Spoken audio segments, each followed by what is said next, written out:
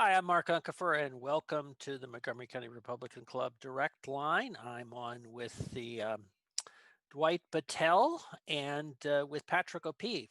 Patrick, we met 4 years ago On the in Rubio conjunction campaign. with a presidential campaign, and after that, you then went on to become executive director of the Maryland Republican Party, where you were a standout. Well, I won't say anything about it. Prior executive directors. We'll just keep that. We'll just say you were a standout. Standout. You set the I bar I for will say Patrick directors. was the best executive director the MDGOP has had in We had a lot my of good people, lifetime. Dwight. Yeah, In my we're gonna lifetime, though. we're trying to get you in trouble, and we're particularly getting you in trouble because your current gig is was it? I'm sorry, I had the title. You're with Anedot, but it was like it was a great Director of title. Customer Success. Yeah. Customer success. I like that. hmm That's a great We are term. one of your customers, the Montgomery County Republican Club. We use Anedot, and we love it. So I'm I got to thankful. believe that everybody is doing fundraising now, not exclusively, but a lot of fundraising is being done through Anedot, and obviously the online tools are really good. So tell me, how's business? It's actually really good right now. So what's been interesting about COVID is that we serve campaigns, but we also serve nonprofits, we serve churches, we serve ministries, and we've seen a huge growth in specifically ministries and think tanks. Churches, ministries, and think tanks, where a lot of those organizations, some of them either didn't have an online giving solution or they had one that was outdated or didn't work particularly well. So we've been working with a lot of those type of organizations. Particularly churches in the South. We've seen a lot of churches in the South come on board with us, and that's been really cool to work with them. So what have you learned since you've been there that now you've been on the other side that people in campaigns and in parties should learn about using online resources? Yeah, I think it's interesting. I think nationally, you start to see a lot of the partnerships and teamwork that goes into it that you don't always see at the local level. Especially in certain states, they do some things really well. I've seen what's really interesting is because we're nonpartisan and we do work with Republicans and Democrats. I've seen Democrats in Washington, for example, do some really unique things in terms of having different candidates with similar profiles partner. And then I've seen Republicans in New Hampshire and Maine do some really interesting things in terms of how their state party works with their target races and how they all work as one team. So I think that's been kind of the most interesting part is seeing different groups of people in different states, what they do and who's good and who's needs a little bit of help. So I think that's been the most interesting part, just seeing how all these different states do things differently. So give us an example of one of those cutting edge applications that you've seen. Yeah, so I would say, I saw recently two state house candidates do a Zoom event together where they had ticket sales like a normal ticket sale would be working, but they did it through Zoom. And the way they did the ticket sales is they had every single ticket sale automatically got split between the two accounts. So Mhm. that was something that's really interesting. I've seen in one state where the state party set up joint pages with a bunch of state house and state senate candidates, and they had one for each one, and then they would do zip code targeting. So they would segment their list, and because they had a good list, they would say, okay, if people were in these zip codes that were relatively close to that district, they would send out an appeal in that way.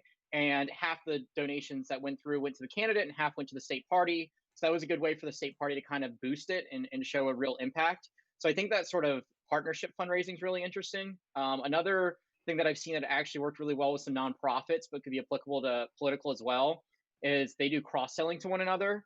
So they're both veterans sort of related organizations. One, when they get donation, afterward it says, hey, are you willing to chip in and give $10 to this other organization that's very similar to ours, and Right. vice versa. And they've seen about 30% conversion on that, where 30% of the people who are say, hey, why don't you give to this one, actually do convert. So that's really interesting. I think would be really interesting, especially for organizations like state parties and county parties, where if they focus on doing petition campaigns, building their list, and doing a lot of list building, then they work with their candidates and say, hey, will you give to the candidate and half the money comes back to the party? I think that's a good way for parties to both build their list and their candidates' list. And it also makes sure that, look, every party is like, hey, I don't want to just promote my candidates, right? I'm using my list, which means I can't get donations from my organization. This allows you to get the same impact. And for what I've seen, these sort of joint appeals actually raise more total dollars. So that's something that's really interesting that I've seen done with nonprofits. I've seen it done with a few congressional candidates as well. That I think is something that's worth, for everybody to try. So that really kind of plays off the synergy. The parties have the advantage of having kind of a long time span, so they can develop prospects and contacts over a longer period of time.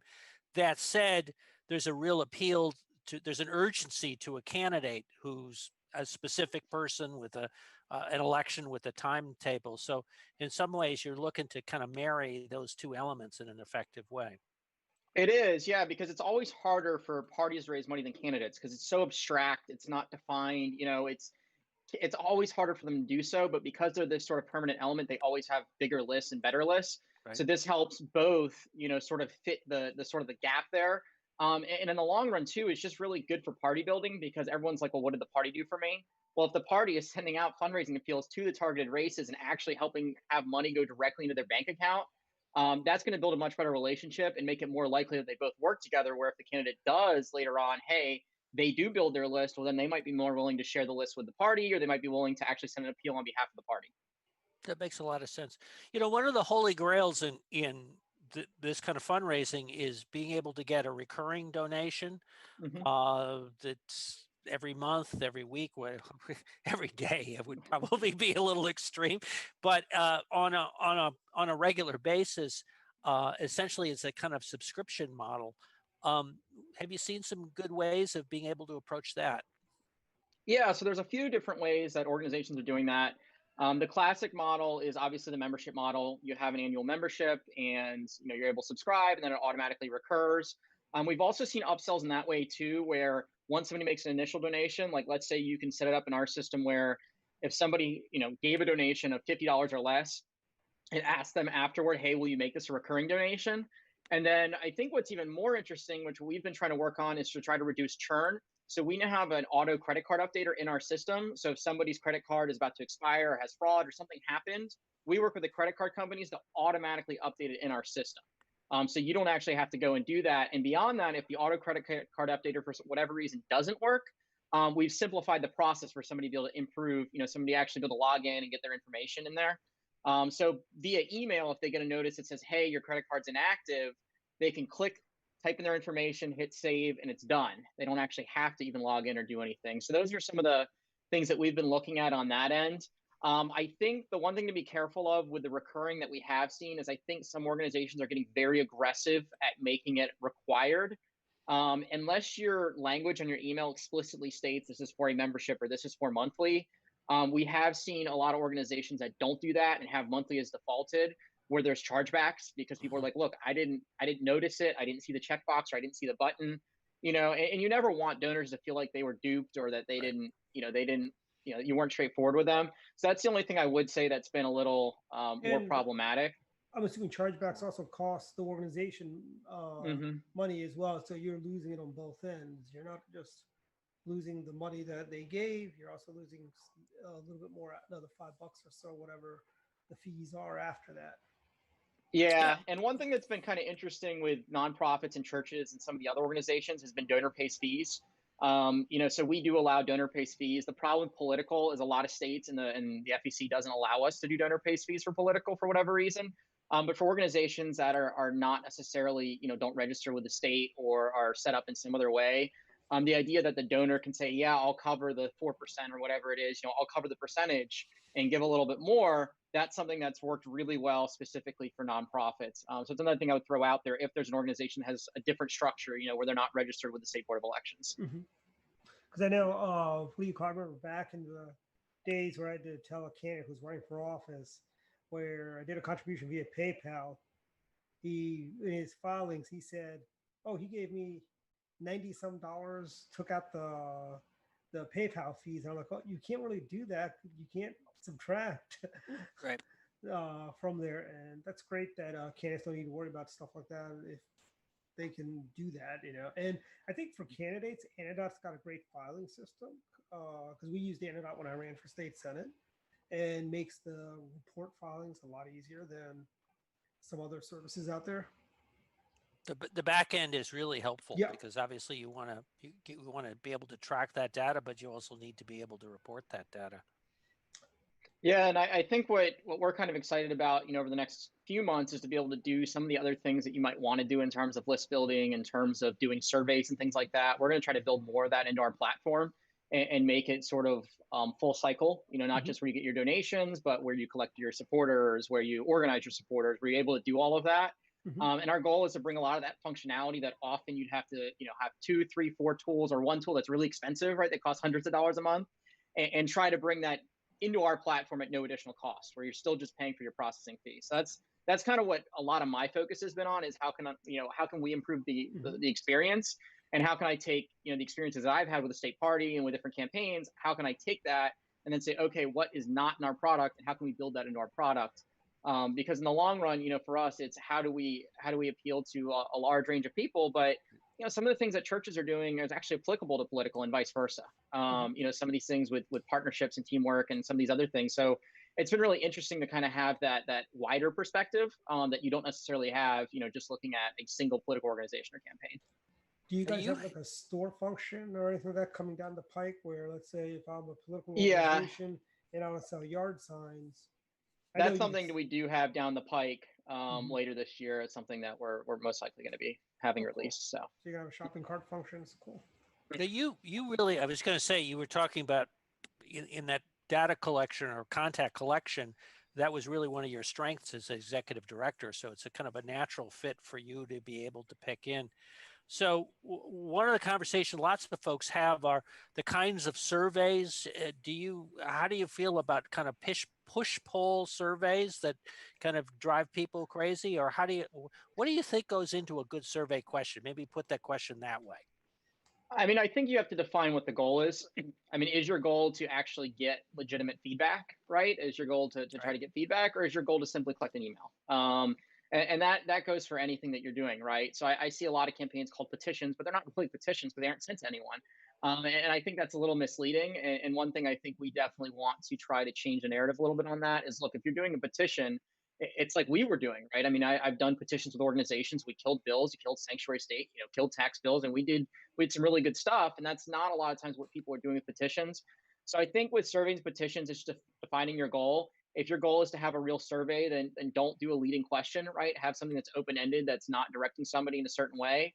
On the flip side, if you really just want to get a bunch of emails and you don't want to do it as asking them to do something, or there's no reason to, and you just want to, get people to say, yes, I hate this, then obviously you can design a survey to do that.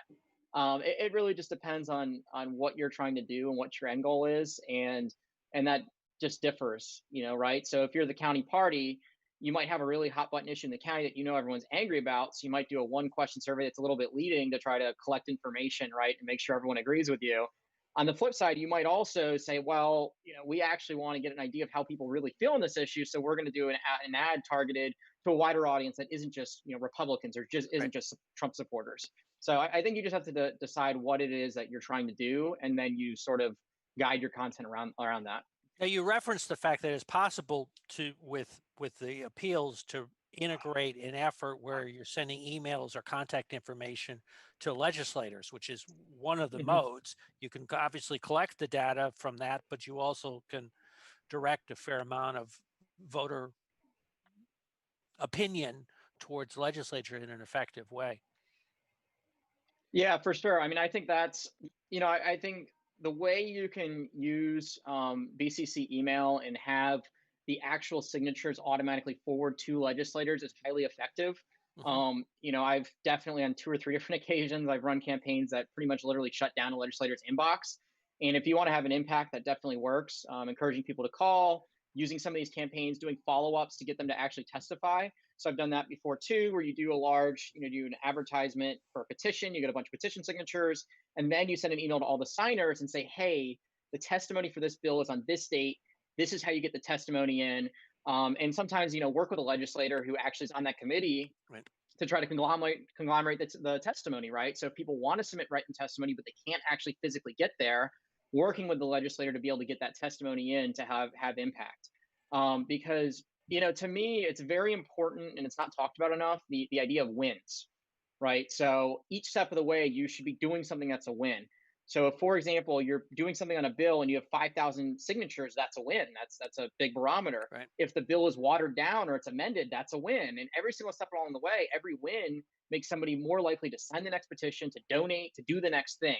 If you're just giving some generic message that it's clear that you're just really just trying to get their email or their money, yeah, that might work once, but it's not going to make somebody more likely to do something again, right? It's much more likely to get them to do something if they say, wow, my money, my time is worth something, right? It's actually doing something. And that's something that I think is really important. And, right now, nationally, I don't think, I think a lot of things are just sort of using sort of, the Trump wave, positive or negative. Organizations that are more Republican are using it positively, and Democrats are using all the anti-Trump wave against him.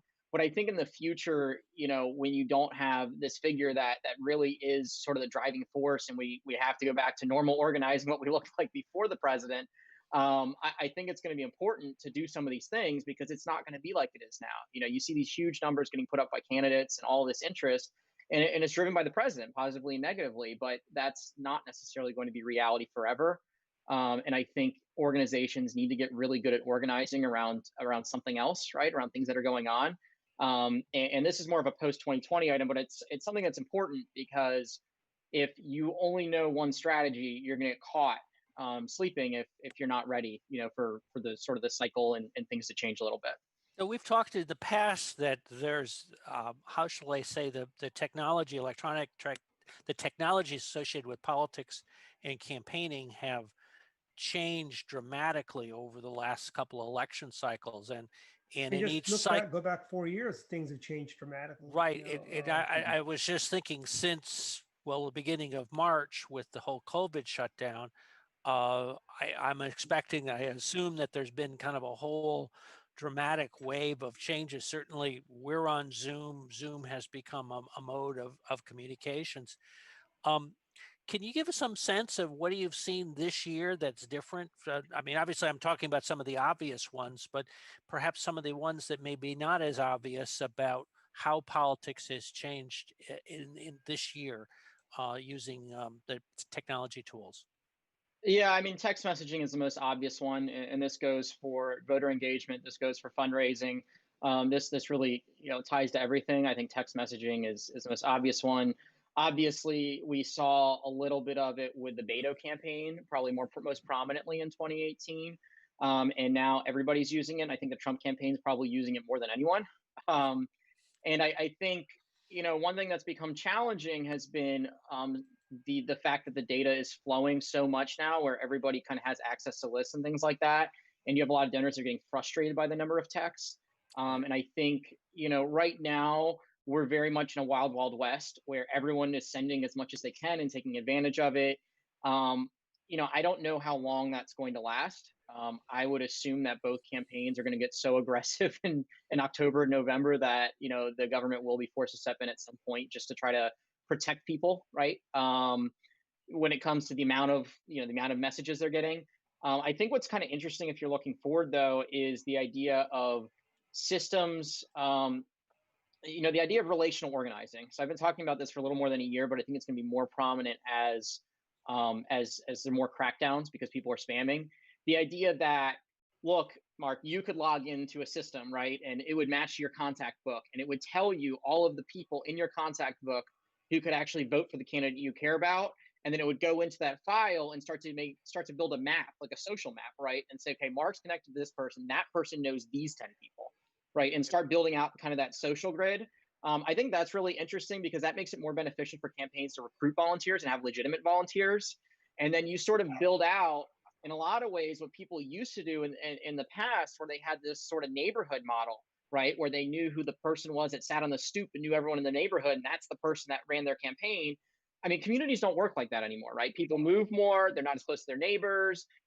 My personal community might be my fraternity brothers that are spread around the country, So the idea is how do we utilize what somebody's existing network to figure out who those influencers are within communities? I think that's really interesting, and it's not there yet. It's something that's still sort of in the building phase. I know on the left they have a technology called Outreach Circle, which is doing a lot, and on the right we don't really have anything like that just yet. But I think that's kind of where this is heading. Is right now it's everyone spamming everybody, try to squeeze as many dollars out as you can. And there's always going to be a little bit of that, but I think there's going to, at some point people are going to have to adapt a little bit as there's crackdowns and as you can't do it like that. The same way there was for email. I mean, email now, organizations have to be way more careful about how much spam they send, who they spam, who they send, deliverability. Text messaging is eventually going to be the same way. And I love text messaging. I think text messaging in a lot of ways is going to be a pure replacement for phone calls, because phone calls for voters has had horrendously low conversion rate. I mean, the cost to how much time you spend to the conversion, it just doesn't make sense, right? So you need a replacement. I think texting can do that, but it just has to be done, I think, in a little more tactful manner than we've seen moving forward. It'll be interesting to see some of these technologies work with the get out the vote effort, which will be very different this election cycle than it has been in the past. Of how do you reinforce getting out and or mailing a ballot back, and in particularly, how do you reach those sort of low propensity voters in a positive way? Yeah, it works. I mean, we ran a test in 2018 with the state party, and we ran a test specifically to either voters who had not turned in their ballot, had received the ballot, not turned in, or somebody who hadn't voted yet, low propensity. I think the key with those, instead of pitching a really hardcore vote for me message, it's just being helpful and informational.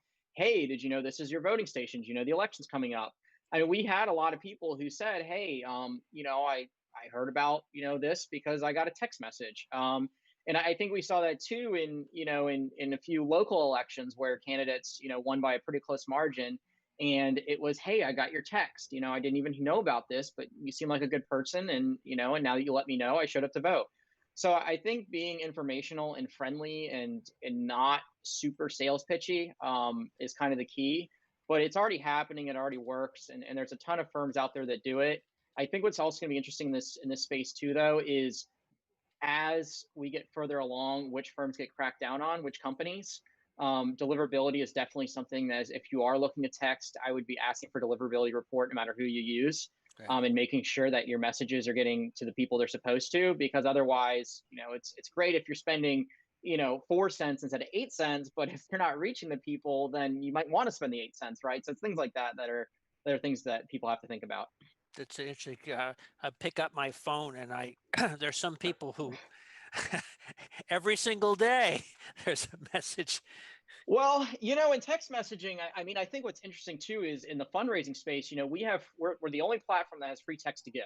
So every single Anedot account can go into our account, set up a keyword, and then you can text that keyword and it'll either give you a link to donate to the account, or if you already have your information saved, you can just type the amount in the keyword and it'll automatically give from your credit card on file. So that's something very unique that I don't know of anyone else that has it, especially not for free.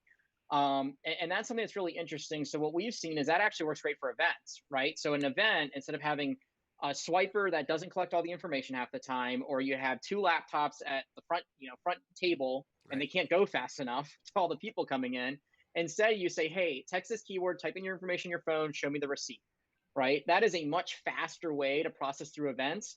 So that's sort of a new technology helping an offline thing that right now we haven't seen much of because of COVID, but it's something that we've found, okay, it's a great solution for this issue of at the door, right? Somebody giving at the door, because frankly, swipers are not a great solution. They don't collect a lot of the information. And I've been on the other side having to make phone calls saying, hey, the swiper didn't collect your occupation. What's your occupation? People are not going to answer that. We've had that like in the past, like when we do silent auctions, it's like you got to track these people down because you got to put their occupation and where they work and stuff like that on there. And that's always been a tough thing for us to sometimes, because we're at an end of an event when you're collecting stuff for silent auction, stuff gets dropped off like that. Yeah, and I'm extremely excited because with a text to give, we're going to extend that too to some of these other things. Text to petition, right? Be able to text to sign a petition. That's really cool. I mean, so we're going to continue building this stuff out on how can we use these new technologies? How can we make it easier for people to be able to do things and not add additional cost to organizations like county parties, state parties, et cetera? Because all these technologies we're talking about is helpful to all of our customers, right? And we're going to continue getting feedback on, hey, what can you do to raise more money, right? And to reach more people. And I think part of this too, when we're talking about what are the trends and what's going to shift, right now fundraising is not looked at the same way as organizer engagement, but in reality, it's the same thing, right? Why are you raising money?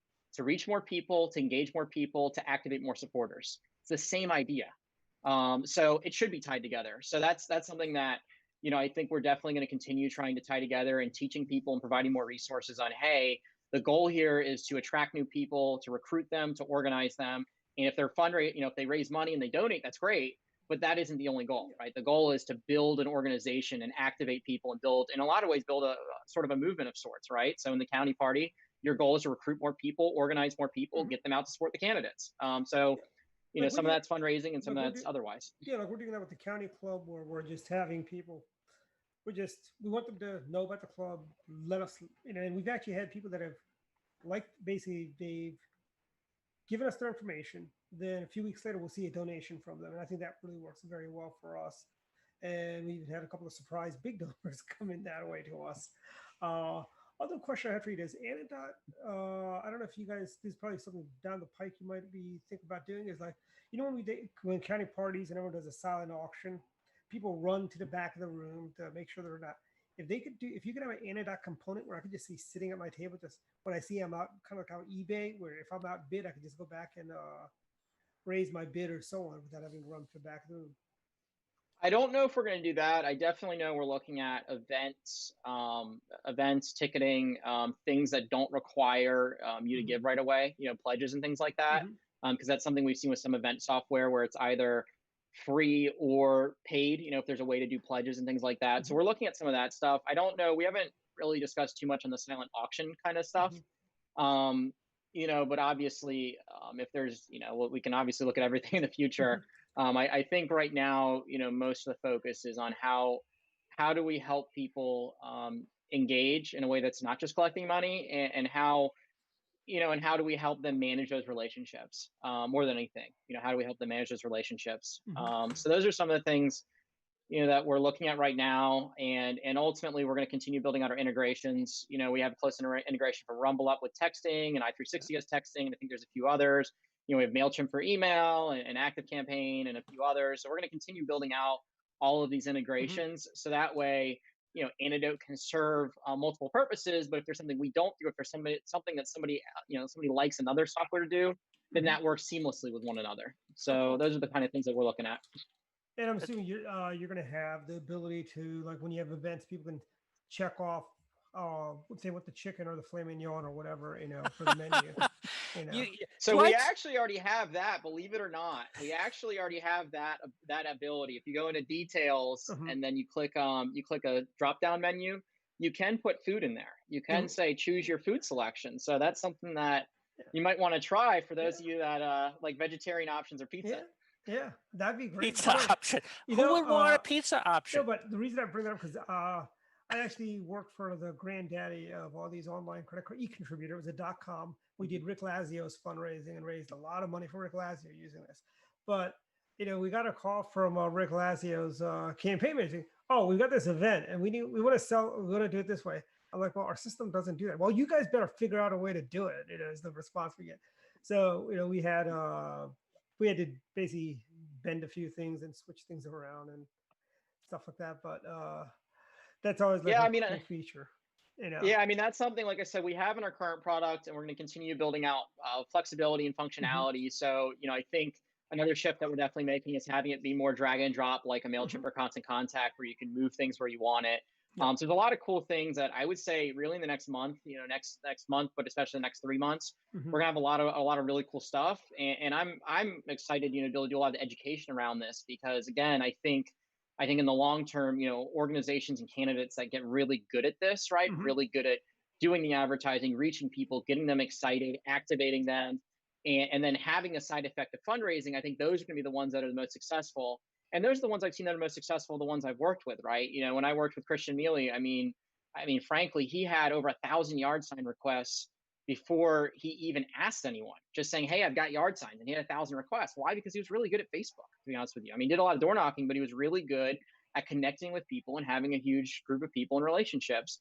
And that the people that are so good at that and have those relationships and have that sort of tight, feeling with people, those are the people in the long run where that's going to continue beyond a single race, which is something I think a lot of the Democrats running for president are learning the hard way now, where, getting that $1 donation on the stage, well, just hitting people up for donations all the time, at some point they're gonna be like, I don't know, I don't really care that much about you. You got me one time.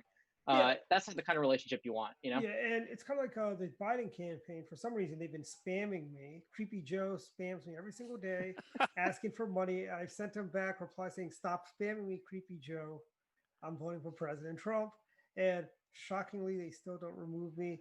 Unfortunately, his email does not have a report function where I can report him to the vendor for spamming. Unfortunately, otherwise, I'd love to do that, but I can't do that. But Yeah, unfortunately, a lot of vendors need to improve their stop functionality. That's something yes, I've also learned, and this becomes an issue for a So, lot of ones. But who's let me winning the digital game, by the way, Patrick? In your opinion, are we doing better than the Democrats from digitally, or is it about the same, or are they a little bit ahead of us? I mean, I think it depends on who you're looking at, right? I think the Trump campaign definitely is doing a lot of really interesting things. It's definitely beating the Biden campaign. Yeah, part of that's a function that frankly the Trump campaign has a lot more energy, right? I mean, Mhm. by every polling metric, Trump's voters 50% are very enthusiastic to vote for him, and Biden's only 25%, right? So that makes it easier to be better when you have more people excited to engage. But I think what they're doing with the app is pretty interesting, in terms of what they're doing to connect people and get people excited and that kind of thing. Mhm. I think down the ballot, it's a problem on our end in terms of investment. I think we definitely have a strategy of renting lists, taking other people's lists, borrowing other people's lists, and doing over the top tactics that to me aren't really organizing. You're not really getting them to organize Mhm. things. They're very short term tactics. And I'm not saying the Democrats don't do that too, right? A lot of them do, but I think in terms of investment, they are spending a lot more money than we are just in terms of list building and things like that. Mhm. Particularly in the U.S. Senate races, that's where you see it really becoming a problem, and you see it in the fundraising numbers more than anything, where these candidates that have built huge, small dollar lists, they're now reaping the benefits, whereas other candidates who got started so late in the game, or maybe not even at all, you're seeing them get dramatically out fundraised. So I think it just depends on what you're looking at in terms of who's doing what. I can say on the technology side, um, I think in terms of organizing is really where we have a lot of work to do. Mhm. I think they definitely have their organizing tools definitely, are definitely pretty slick. I mean, Mhm. NGP Van does a lot of really cool things. Outreach Circle, like I said, is pretty, cool. Some of the things that their product does is really interesting. I think that's kind of some of the problems that we have, is more on the organizing side of things. So for a new first time switching not to the national level, but for a new first time local candidate who's signing up for Anedot, getting ready to run, how should they be spending those first 90 days? How should they be getting themselves into the game? Yeah, I mean, I think like anybody else, your first fundraising has to be friends, family, people who are close to you. That's going to be your seed funding. I think when you're just getting started out, what you really should be doing is introducing yourself to voters. Part of that is going to be, a little bit of awareness campaigns here and there on Facebook. Facebook really is the platform to use because it has the most voters on it, bar none, on the platforms that you can advertise on. So those are some of the things that they should be doing. If there is a hot button issue coming up, and there's something you're really passionate about, running a petition campaign, being a leader in your community on this issue. If there's something locally, especially like, like, hey, the local government just shut down this, even if you're running for state delegate, if that's something everyone cares about, then put things out on it, right? Put out advertisements and things like that. I mean, I think being a local leader and making sure everyone knows about it is really important, and it can be something as simple as, look, I helped put the fireworks together for 4th of July. I helped get this street paved, right? The problem that most candidates run into is they do these things and then they don't advertise and they say, well, I'm saving every dime until later on because I don't want to get outspent, in election day. I'm sorry, I'm a firm believer that spending, a couple of $1,000s now so people hear your name and have some name ID is more important than mailer number 10 and 11 in October of Yep. election year. And That's sort of, I think that's the biggest mistake any candidate makes. Biggest mistake any candidate makes. They wait way too long to advertise. They assume that everybody's only focused in this time period, but positive and negative name ID is built over time. So it does not, we've seen it with the party, frankly. There were 2 state Senate races where we moved the numbers dramatically in 2018, and it was from advertising we did during session, 6 months before the election. People paid attention, the numbers moved, and it worked. So I think if you're getting started, as a candidate, a lot of times, if your money you raise to begin with is always from friends and family anyway, you should probably know how much you're going to raise before you announce. And you don't have to announce super, super early. Some people get so far out ahead early. And I don't see a benefit of doing that unless you're trying to raise so much money to scare somebody else out of the field. If that's not your situation, why are you placing so many expectations on yourself if you don't have the time and you're not going to be able to sprint? Because once you announce to run for a campaign, you should be sprinting. Like, you should be campaigning at all times, and you should have a campaign ready to go. So that's kind of my feeling for a candidate and how they approach things. And as they say, any money left over the day after election day is wasted money. Well, it is, and list building and building supporter Yeah. lists takes time, right? Yeah. I mean, It's ultimately, if you're relationships trying to is get what it is. emails, yeah, it's relationships. Those take time, and it's reaching people. So another huge mistake I actually see incumbents make is they assume everybody knows them. Look, you might have talked to 100 people, but if if it takes 20,000 votes to win in your election, you're never going to physically be able to talk to enough people to reach them. So that's why you need advertising to collect their information, make them aware, and continue to hit them up over and over and over again. That way they say, you know what, that Mark guy, he's a really nice guy, or that Dwight guy, he's a really nice guy. Things like that. So how do you, in using social media, what kind of advice do you give to people? Some candidates, I'm going to provide a scenario where they get engaged, they get trolled, they get into kind of Facebook back and forth. What's your advice to candidates as to how to handle that? I mean, my advice to a candidate in general is focus on the issues that are going to win you in the election. I know that sounds kind of silly, but look, if you are in a district that is a very conservative district and your concern is the primary, then you should probably be worrying about the issues that primary voters care about, right? That should be your focus, and get feedback from them. If you're in a swing race and you need to have issues more up the middle, well, I tell you what, right now we're gonna have a huge budget crisis, county level, state level, huge budget crisis. What decisions we decide to make and things like that. The trolls, a lot of times you have to ignore them. Yep. If there's some people that you can have a good discussion with and have an honest discussion with, then do it. But for some of them, you have to ignore them. I would say if they're really somebody that's really over the top, just hide their comments. Don't delete, because a lot of elected officials have gotten in trouble for deleting. Just hide their comments. If them and their bunch of friends want to see their comments and see them troll, that's fine. Nobody else is going to see it. And that's sort of the difference between hide and delete. I think sometimes you can engage with people, and some people genuinely want to engage. But if somebody literally is just a troll, you're never going to convince them. They're literally just trying to get something out of you. You just have to let it go. Because that person's not going to vote for you anyway. So spend your time on somebody who might. So yeah, that's great advice. Ignore the trolls, because quite frankly, you're going to get them. And something, the fact that you have trolls means you're basically hitting a nerve with somebody out there. And your and the other thing I would say too, for a lot of candidates, is make sure, and this again also sounds silly, but make sure you go out there and talk to what I call the average person, right? I mean, even if you're not an avid door knocker, at least knock on some, especially people who aren't necessarily of your party, aren't necessarily of the same persuasion as you.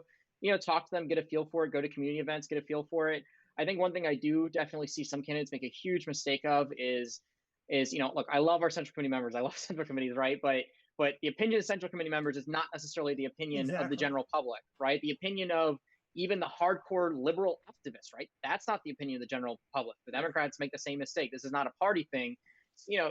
I think it's important to get beyond the bubble, because I definitely see certain candidates who get into this sort of false sense of security. Yeah, I've seen some get a false sense of security. Federations. You see them at the Women's Federation events, all the Republican events, when they really White's trying really hard to get you in trouble. Stepping outside of the comfort zone. There's a bubble. No, I think I understand exactly what you're saying. They step out of their comfort zone, quite frankly. Yes. And these will be your donors. These will be your volunteers. They're great people, right? I'm not saying they aren't great people. What I'm saying is a lot of times when the campaign, you have to go outside that bubble and you have to get opinions from other people. And it's a lot of times not the activists on either side, right? It's the average person who has to put on their boots, go to work the next day, and says, "Look, I don't care about things that much. Here's a couple of things I do care about." Right. And it's about hitting that. So I think that's something that people sometimes get confused by, because it is really important to have those volunteers and donors, but it's also important to remember that, look, there's a huge wide world of people out there, and the reason I bring this up is I can think of one candidate specifically where they definitely got caught in the bubble where everyone said, "Oh, you're fine. It's always a conservative district. You know, it's always been this way." And they ended up losing because they didn't realize they were in trouble until it's too late, because they kind of, you know, did what they always did, right? Or they did what they always saw. And sometimes, you know, we're in a different environment, and this can swing both ways, right? We saw in 2014 where we saw some races we didn't think were possible that we ended up winning because people didn't read the tea leaves and didn't do that. You know, Hillary Clinton certainly didn't do that in 2016. And then in 2018, you know, we lost some districts that frankly nobody thought we could lose because, you know, some folks got complacent. And maybe we shouldn't have lost that district. But if somebody, you know, doesn't think they can lose and they don't work hard, and they're only listening to the bubble, they may not, you know, they may not actually work hard and win their election. So those are just some things to think about. Every environment's different. It's worth talking about some segmentation so that your donor base and your activist base and your volunteer base is going to be one group of people, but the average voter, you want a lot of them. It may be a much broader group than. I mean, Patrick makes a great point. I mean, above the technology, all the technology is on. They're neutral. Anedot is not a Republican or a Democrat technology. Facebook is not a Democrat or Republican technology. They lean left because of the way they kick out Republican. Well, and frankly, comments. our values do lean right. I mean, if you look at our leadership team, you know, nearly all of our leadership team is conservatives, but we don't own your data, we don't share data, we don't do any of that. You know, you own your data, and we are very similar in that way to say like an Apple, right, where Apple provides you a product, they don't share your data, you know, things like that, and you know, we just come at it from, look, we are a conservative values organization, but if a Democrat wants to use us, we are not necessarily going to discriminate. You know, the one thing we don't do is we don't support scams or frauds or anything like that. That is the one thing that we are very strict on, is making sure that, you know, people who are giving their money to an organization, it's a legitimate organization that's spending it on the things that they say they're going to spend it on. That makes sense. Yeah. And Patrick, thank you for coming on tonight. We appreciate it. We hope definitely hope to see you at the convention, wherever it is,